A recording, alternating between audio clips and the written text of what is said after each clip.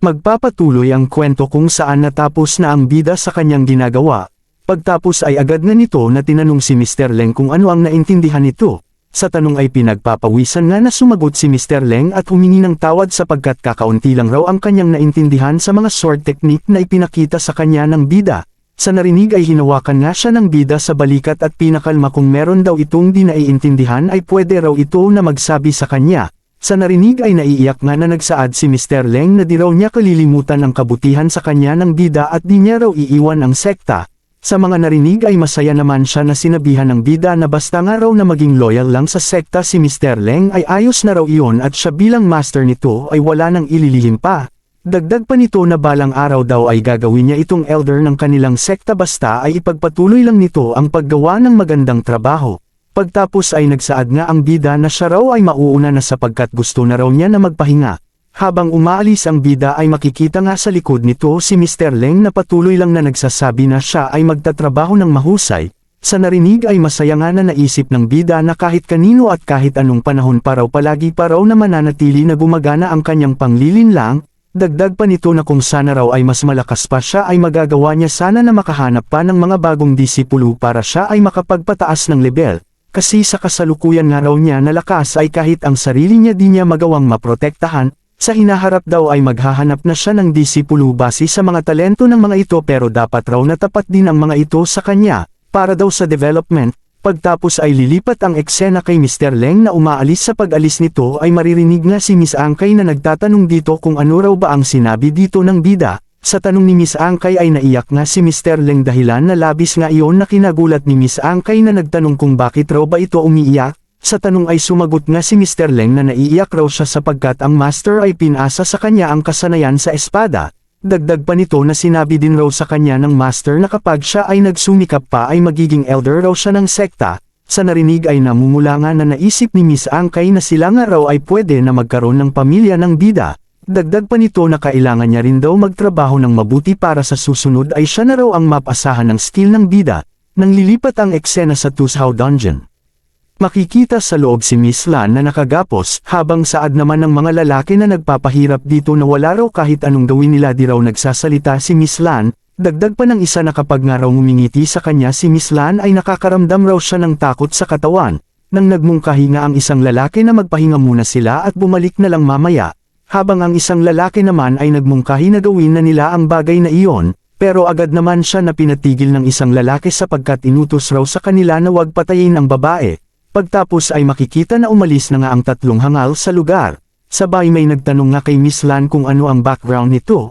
Makikita ang isang lalaki na nakagapos din, sinabi pa nito na bakit raw ba na ang Tushao sect ay nagdala ng bata doon na may kakaibang talisman. Sa narinig ay napaisip na si Miss Lan kung ano raw bang kakaibang talisman ang tinutukoy ng lalaki, pero agad na nga niya iyon na binaliwala at sinagot ang tanong sa kanya ng lalaki na siya si Jiang Lan isang disipulo ng Nine Sword Mountain. Sabay tanong nito pabalik sa lalaki kung bakit raw iyon nandoon.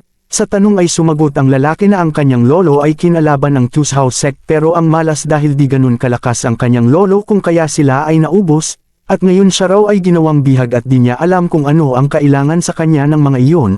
Sa nakita ay napaisip nga si Miss Lan na mukhang kalmado lang raw ang lalaki pero sigurado daw na sa kaloob-looban nito ay masakit para dito ang nangyari. Sa nakita nga ng lalaki na parang naaawa sa kanya si Miss Lan ay agad na niya ito na sinaway at sinabihan na wag gumawa ng ganung muka habang nakatingin sa kanya.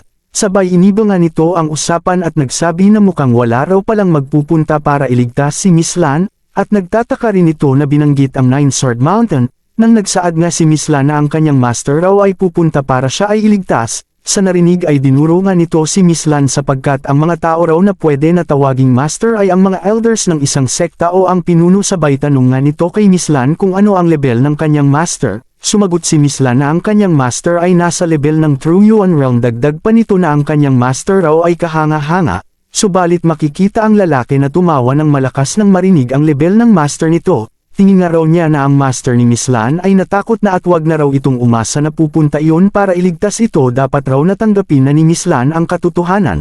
Sa narinig ay di nga iyon kinatuwa ni Miss Lan at sinabihan ang lalaki na wag magsalita ng ganun sa kanyang master sapagkat sigurado na darating ang kanyang master para siya ay iligtas. subalit patuloy pa rin sa pagtawa ang lalaki sabay sinabihan na tanga si Miss Lan. Tanong pa nito na gaano raw ba katanga ang master nito at ang master raw nito ay nagpapalaki ng isa pang tanga.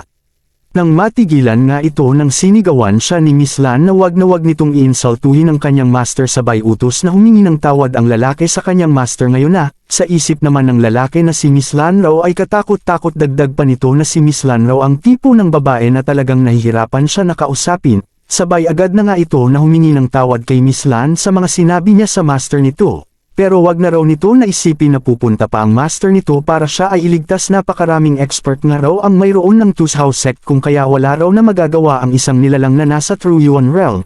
Nang makikita nga ang paa na humahakbang papalapit sa kanila, sa narinig na hakbang ng mga paa ay napalingon nga ang lalaki, sabay makikita nga ang lalaki na nagbigay galang sa elder pati sa sect master. Makikita na si Gang Yu nga ang dumating kasama si Elder Shang. Tanong pa ni Elder Shang kung nagsalita na raw ba si Miss Lan. Sa tanong ay sumagot nga ang lalaki na humingi ng tawad dahil ang kanilang bihag raw sa ngayon ay ayaw na magsalita at nananatiling nakasara ang bibig. Nang agad na nga sila na pinaalis ni Elder Shang sapagkat siya na raw ang gagawa. Sabay makikita si Miss Lan na nakatingin lang sa matandang elder. Nang nabigla nga si Miss Lan nang hawakan ng elder ang kanyang muka at nagtanong kung ano ang pangalan nito at ano ang relasyon nito sa pinuno ng Nine Sword Mountain. Sa tanong ay di nga iyon sinagot ni Miss Lan at lumingon lang sa ibang direksyon. Sa nakita na ayaw magsalita ni Miss Lan ay agad na nagutos si Elder Shang na kumuha ng langis at asin. Tignan raw nila kung di pa magsalita si Miss Lan sa kanyang gagawin. Pagtapos ay makikita na nakapaligid na nga kay Miss Lan ang langis at asin na hinanda ng hangal na elder. Pagtapos ay agad na niya na ginamitan ng aura ang langis at asin upang magkaroon ng paggalaw. Makikita na nag-anyong matutulis na bagay ang langis at asin at pumalibot kay Miss Lan na nagagawa itong mahampas. Sabay nagsaad nga ang hangal na elder na sa pamamagitan raw noon ay parang hinihiwa raw ng 3,000 patalim si Miss Lan. Sa nakikita ay sinabihan nga siya ng lalaki na di raw dapat maging ganun ang hangal na elder sa batang babae. Ngunit pinatahimik lang siya ng hangal na elder sapagkat wala nga raw itong karapatan na siya ay utusan. Kasabay ay inatake nga nito ang lalaki dahilan na nasugatan nito sa kanyang pisngi. Sabay binalik nga nito ang kanyang atensyon kay Miss Lan at sinasabihan nito na magsalita. Sa kabila ng mga pahirap na dinadanas ay nakangiti nga na sumagot si Miss Lan na di raw siya magsasalita. Sa nakita ay wala na nga lang magawa ang hangal na elder kundi mainis. Nang kanya nga na napagtanto na wala na siyang malalaman pa ay agad na nga niya na pinakawalan si Miss Lan at agad na umalis. Sa pag-alis nito ay napasabi na nga lang ang lalaki na sobrang walang hiya nga raw ang Tooth House sect. Sabay tanong nga nito kung ano ang kanyang gagawin kapag raw pinabayaan niya lang ang babae na iyon ay sigurado daw na ito ay mamamatay. Pero di niya raw kaya na makita na mamatay ang isang bata. Siya raw ang tipo ng tao na may malambot na puso. Tingin nga raw niya ay kailangan niya na gumamit ng formation. Pagtapos ay agad na nga nito na ginamit ang kanyang formation upang mapagaling si Miss Lan. Nang lilipat ang eksena sa isang bahay, sa loob ay makikita na nagsasalita si Gang Yu na kahit raw pala si Elder Shang ay di magawa na mapagsalita ang batang babae na iyon. Sumagot naman si Elder Shang na wala nga raw silang malalaman sa batang babae na iyon. Pagtapos ay pasigaw nga na nagutos si Gang Yu na magpaskil sila ng wanted poster. Ianunsyo raw ng mga ito na kung sino man ang makakahuli sa mga natitirang miyembro ng Nine Sword Mountain ay mabibigyan ng gantimpala na 100,000 Spirit Stone. Sa loob raw ng 3 araw ay kahit na magtago pa raw ang grupo ng bida sa ilalim ng lupa ay hahanapin pa rin daw niya ang mga natitira nitong miyembro. Nang lilipat ang eksena sa bida kasama si Miss Angkay na naglalakbay, nang matigilan na ang bida ng may natanaw. Nang nagsaad naman si Miss Angkay na ang nasa harap daw nila ay outer slope kung saan nagtitipon ng mga tao sa underworld na may sukat na 100 milya. Dagdag din ito na ang kanilang kikitain raw ay naghihintay sa lugar na iyon. Sabay pinaalalahanan nga nito ang bida na maraming masamang tao mula sa underworld kung kaya dapat raw na mag-ingat ang bida. Sa narinig ay sumagot nga ang bida na kanya raw na naiintindihan kailangan raw nila na mag-ingat at huwag hayaan na masangkot sa gulo. Nang nagsaad pa si Miss Angkay na sa loob raw ay may patakaran basta nga raw na di lang nila sirain ang patakaran ay ayos na raw. Nang lilipat ang eksena sa isang bahay kainan, kung saan makikita ang bida sa si Miss Angkay na nag-order ng pagkain. Nang nagsaad naman ang bida na sino raw ba ang mag-aakala na mayroon silang white boy doon. Nang may nagsalita naman sa gilid ng bida at tinawag na magandang lalaki ang bida, tanong nga ng mga ito na kaninong higaan raw ba nakapartner ang bida. Sa narinig ay di nga iyon nagustuhan ni Miss Angkay dahilan na hinampas nito ng malakas ang lamesa sabay tayo na tinawag ang mga lalaki na bastardo. Nang sinabihan naman siya ng bida na wag gumawa ng gulo dahil lang sa mga lalaki na iyon, Samantala ang mga hangal ay dinagustuhan ng di pagpansin sa kanila ng bida saad nga nito na sila raw ay minamaliit ng bida. Dagdag pa ng nasa likod na ang lakas raw ng karapatan ng bida na maging mayabang kahit nasa True Yuan realm lang ito, dapat raw siguro naturuan nila ito ng leksyon, nang matigilan nga ang mga ito nang napansin ang isang lalaki at babae na may pink na buhok. Ang lalaki ay si Jutang Golden Core Realm Great Perfection, at ang babae naman ay si Shiyu Golden Core Realm Ikalimang Baitang. Nang lilipat sa hangal na lalaki na pinagpapawisan nang makita ang dalawang tao na dumating, nang agad nga ito na nagbigay galang sa lalaki ngunit di lang siya nito pinansin at nagpatuloy lang sa paglakad, sabay lumapit nga ito kay Miss Angkay at nagtanong kung iyon na raw ba ang kanilang kikitain, nang nagpakita nga ng paggalang si Miss Angkay kay Jutang at masaya raw siya na makita ito. Sa nakita ay napapatanong na nga lang ang dalawang lalaki na ano raw ba ang background ng mga ito para maging kilala sila ni Jutang. Nang matigilan nga ang dalawa nang nagsalita si Shiyu sa kanilang likod na kung ayaw daw ng dalawa na mamatay, ay umalis na raw ang mga ito ngayon na. Sa narinig ay walang paligoy-ligoy nga na umalis ang dalawa na takot. Nang lumapit naman si Jutang at nagtanong sa bida na ito raw ang pinuno di raw ba, sa nakita ay agad nga na nagpakita ng paggalang ang bida kay Jutang. Sa nakita ay napaisip nga si Shiyu na di raw niya akalain na sobrang bata pa pala ng pinuno, pagtapos ay nagsabi nga ito na di raw nila alam kung ano ang gusto na ipagawa sa kanila ng bida. Di na nga iyon sinagot ng bida at naglapag na lang ng bag na puno ng Spirit Stone. Sabay nagsaad nga ito na iyon raw ang down payment, sana raw ay kontento na ang senior sa halaga noon. Sa narinig ay napaisip nga si Jutang na sobrang gandang offer daw, nagbigay raw ito ng 1,000,000 na Spirit Stone bilang down payment. Dahil nga sa laki ng bayad na bigay ng bida ay nagtanong nga ito na malamang raw na mahirap na trabaho ang ipagagawa sa kanila ng bida. Sa narinig ay nagtanong nga ang bida na kung ganun raw ba na ang halaga na kanyang binigay ay nagawa na ma-satisfy ang senior. Sumagot naman si Jutang na kahit magkano pa raw ang bayad ay di raw siya interesado. Sa narinig ay nagtanong nga ang bida na di pa raw ba sapat ang kanyang binigay. Sumagot naman si Jutang na siya raw ay ayos na sa halaga na binigay ng bida pero ang trabaho raw na ginagawa ng bida ay pwede na kumita pero di pwede na gumastos. Sa narinig ay nagtataka nga na nagtanong si Miss Angkay kung ano raw ba ang ibig sabihin ng mga sinabi nito sa kanila. Sinagot lang naman siya ni Jutang na sa secret passage ay nababahagi ng mahusay ang mga impormasyon. Sa narinig ay nagsaad nga ang bida na kanila raw na naiintindihan. Sabay nagtanong nga si Jutang sa bida na di raw ba ito natatakot na sila ay mag-take advantage dito sapagkat kaya nito na maglabas ng ganun karami na Spirit Stone. Sa narinig ay masaya nga na nagsaad ang bida na pwede raw nila na subukan, pero naniniwala raw siya na ang senior ay di ganong klase ng tao. Sa narinig ay masaya nga na nagsaad si Jutang na wala pa raw siyang nakikita na ganon kahusay na junior. Sabay utos nga nito na bumalik na muna ang bida sapagkat kailangan niya muna na pag-isipan. Kapag raw napag-isipan na niya ay agad nga raw siya na makikipagkita sa mga ito. Sa narinig ay nagtanong nga si Miss Angkay kung alam raw ba ni Jutang kung saan sila nakatira. Sa tanong ay sumagot naman si Jutang na malamang raw sinabi na niya kanina na mahusay na nababahagi ang mga impormasyon sa secret passage.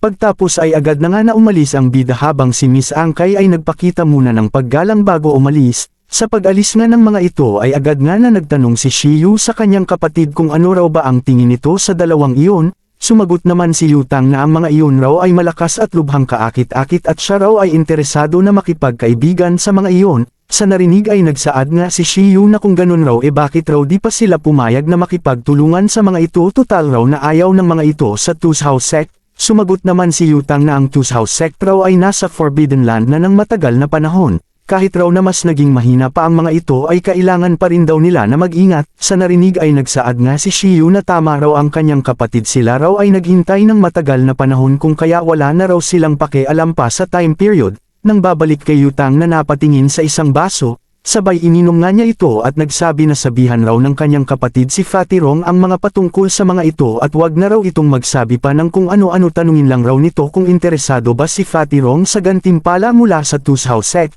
Sa narinig ay sumagot naman si Shiyu na di raw ba na masyado atang matindi sapagkat si Fatirong raw ay isang nilalang na nasa ikapitong baitang ng Alchemy Realm. Sumagot naman si Jutang na kung gusto raw ng mga ito na makipagtulungan sa kanya kailangan raw ng mga ito na ipakita ang mga kakayahan nito. Nang lilipat ang eksena sa isang kuweba kung saan makikita si Fatirong na nagko-cultivate, nang napansin nga nito na may pumasok sa kanyang lugar kaya agad siya na nagtanong kung sino raw ba ang tao na nag-istorbo sa kanya. Nang masaya nga na nagtanong si Shiyu na kung di na raw ba siya naaalala ni Fatirong ilang araw pa lang daw ang makalipas nung huli silang nagkita. Sa nakita ay nagtanong nga si Fatirong na kung ano raw ba ang kailangan sa kanya ni Shiyu. Sumagot naman si Shiyu na nagpunta raw siya para bigyan ng Spirit Stone si Fatirong. Sa narinig ay nagtataka nga na nagtanong si Fatirong kung ano raw ba ang ibig sabihin nito.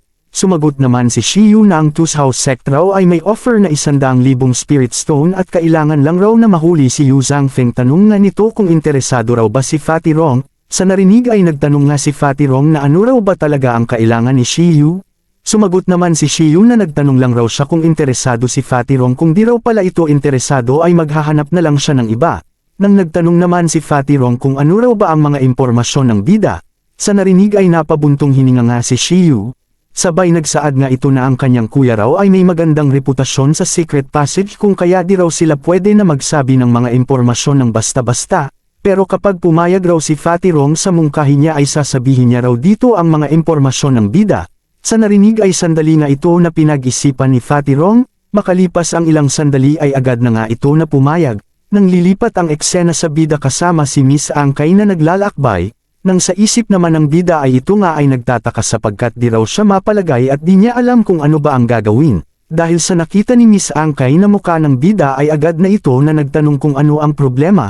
Sumagot lang naman ang bida na siya ay ayos lang, bilasin na raw nila na makabalik para pag-usapan ang kanilang susunod na plano. Nang nanlaki nga ang mata nito nang may napansin, nakita nga nito ang isang malaking palad na patungo sa kanya. Sa nakita ay agad nga nito na sinabihan si Miss Angkay na mag-ingat, pagtapos ay agad nga na nagpakawala ang ating bida ng atake para salubungin ang atake na papalapit sa kanila. Sa ginawa ng bida ay lumikha nga iyon ng malakas na pagsabog, pagtapos ay lumitaw si Fatirong sa itaas ng bida.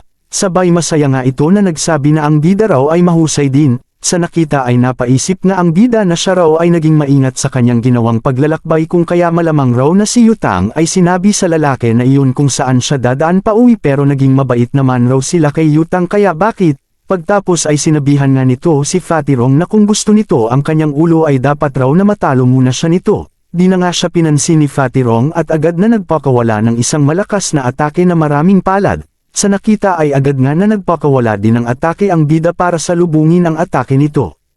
Sa atake ng bida ay matagumpay nga nito na nasira ang mga palad na atake ni Fatirong. Sa nakita ay napapasabi na nga lang si Fatirong na ang lakas raw ng kakayahan ng bida sa paggamit ng espada. Sabay nagpakawala nga ito ng atake upang matigil ang mga aura ng espada na magpatuloy sa pag-atake. Sabay nagyabang nga ito na di pa rin daw sapat ang lakas ng bida. Samantala makikita ang bida na nasa likod nito na nagsasabi na nakakahiya raw ang lalaki dahil di pa nga raw niya ginagamit ang kanyang buong lakas. Agad nga nito na pinalakas ang kanyang kapangyarihan. Pagtapos ay agad ito na nagpakawala ng kanyang teknik na Three Suns Sword Style. Sa atake ng bida ay nagsanhi nga iyon ng pagsabog sa kalupaan. Sabay agad nga na lumitaw ang bida sa harap ni Fatirong at nagsabi na bibigyan niya pa ito ng pagkakataon na mabuhay. Sabihin daw nito kung saan ito nalaman kung nasaan sila at bubuhayin niya ito. Sa narinig ay sumagot naman si Fatirong na wag na raw na magsalita pa ng kung ano-ano ang bida at patayin na siya nito sapagkat ang Secret Passage ay may sariling patakaran, at ang patakaran na iyon ay mas mahalaga pa kesa sa sariling buhay.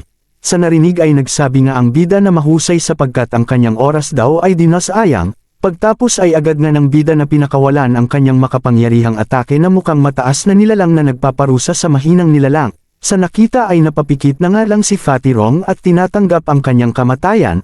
Pagtapos ay makikita ang napakalakas na pagsabog, ngunit makikita si Fatirong na di naman namatay, agad nga na nanlaki ang mata nito sa napagtanto. Makikita sa kanilang kinatatayuan ay makikita ang napakalaking sira ng paligid. Sabay napatanong nga ito sa bida kung bakit di siya nito pinatay.